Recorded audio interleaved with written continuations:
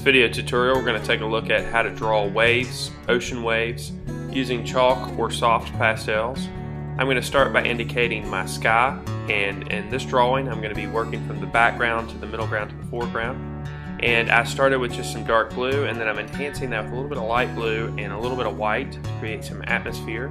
Now I'm going to define the horizon line and where the ocean water goes back into the distance.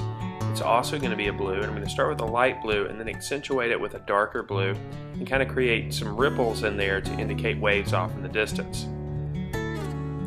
Now as I come closer to the viewer, I'm going to start to get a little bit darker and start to look at my photo reference and really notice the areas that are light and dark.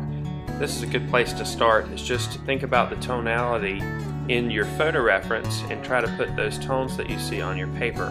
In this case, I'm working back and forth between dark values of blue and lighter values of blue.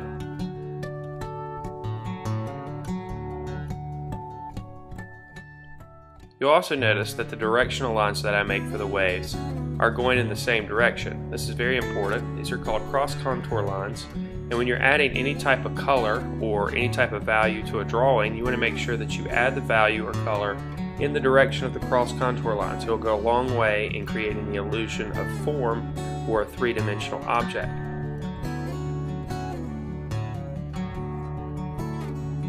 Now I'm going to start to indicate the caps of my waves, and the caps are not all going to be covered with white, so I'm going to start with the darker values, and then I'm going to build up my lighter values on top of that, and maybe go back and rework some of those darker values a little bit further. You'll notice that some areas I'm deciding to smear with my fingers or blend with my fingers, and other areas I'm deciding to leave alone.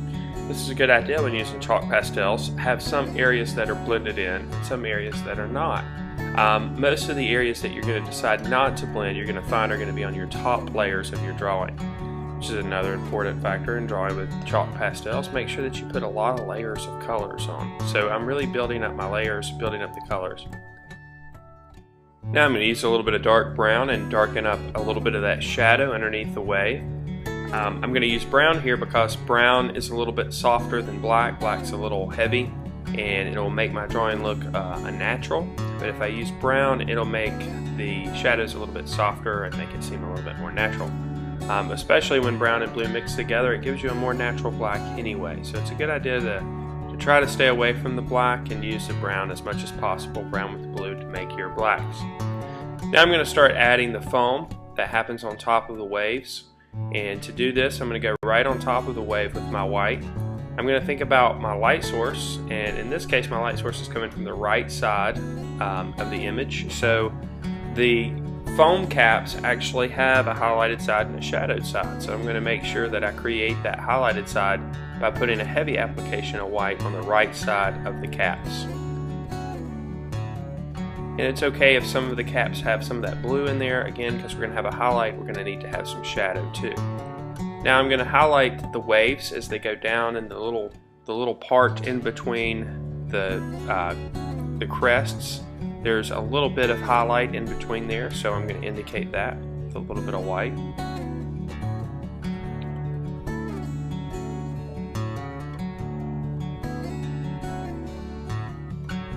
Another thing you'll want to pay attention to is usually when you're drawing waves, they're marked by strong diagonal lines right next to strong horizontal lines, and this is definitely happening in this drawing.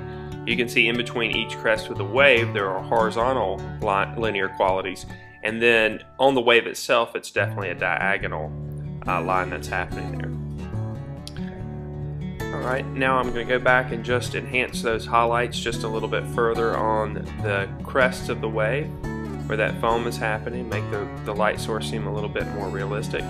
And with a dark blue I'm going to create a little bit of shadow underneath the foam on the waves, just to create again a little bit of more of a three-dimensional illusion there. Then once I've got my middle ground complete, I'm ready to move on to the foreground. In this case it's going to be another wave, and I'm going to work the wave in much of the same way that I did the previous wave, except in this wave in particular it's closer to the viewer, so logically we know there's going to be a little bit more detail there. In this case there's a little bit more color too. We're going to start adding some of this light blue-green right at the peaks of these waves. This is happening because the light source is actually shining through the wave, and when this happens it creates a little bit of a lighter value And since this is ocean water, it's got a little bit of green to it too. So I'm also going to enhance that with just a little bit of yellow green, a little bit darker yellow green as well as the blue green. Now I'm also going to want to tone that down just a little bit. That green that I put on there is a little strong, so I'm going to tone it down with a little bit of blue and make it more of an oceany looking blue-green. And now again with some of the lighter values, with the light blue on top of it, it's going to create some of the illusions of ripples in the ocean. Now this isn't going to be the little foam pieces that happen when a wave breaks. Instead, these are just highlights that are happening from the light source, kind of the ripples that happen in the waves when a wave breaks.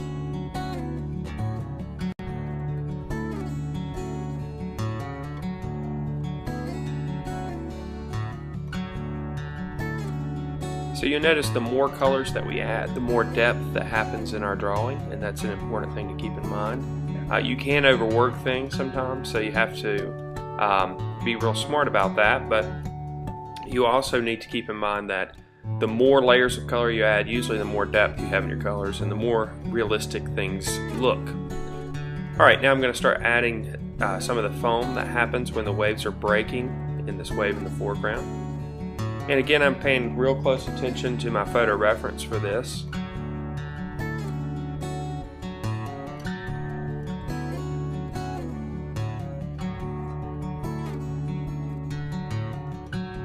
It's really hard to make things up and make them look realistic. It's almost like thinking that you could take a picture of something, take a photograph of something without pointing the camera at it. You have to look at subject matter in order to draw it.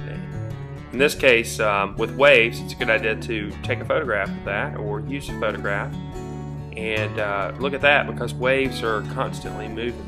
Sometimes it's hard to see the shadows and highlights that happen. And we don't need to forget, in the foreground we've got a highlighted side and a shadowed side of our waves. It's very subtle, but it's very important to add too.